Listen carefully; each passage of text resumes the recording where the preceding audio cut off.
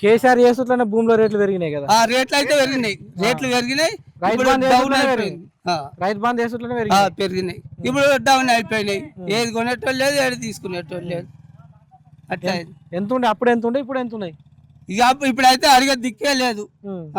అప్పుడు గుంటకు 5 లక్షలు 6 లక్షలు ఉండే, రోడ్డుకి అయితే 10 లక్షల దాకా ఉండే. ఇక ఇక్కడ అయితే 5 లక్షల దాకా ఉండే గుంటకు. ఇక ఇప్పుడైతే 5 లక్షలు అడిగేటోళ్ళు లేడు, 2 లక్షలు అడిగేటోళ్ళు లేడు.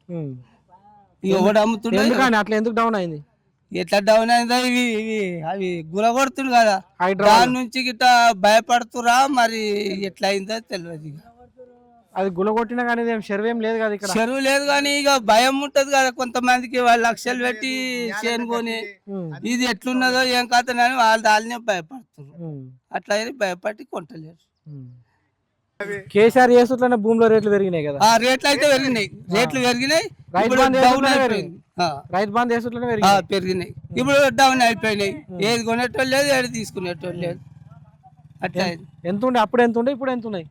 ఇక ఇప్పుడైతే అడిగే దిక్కే లేదు.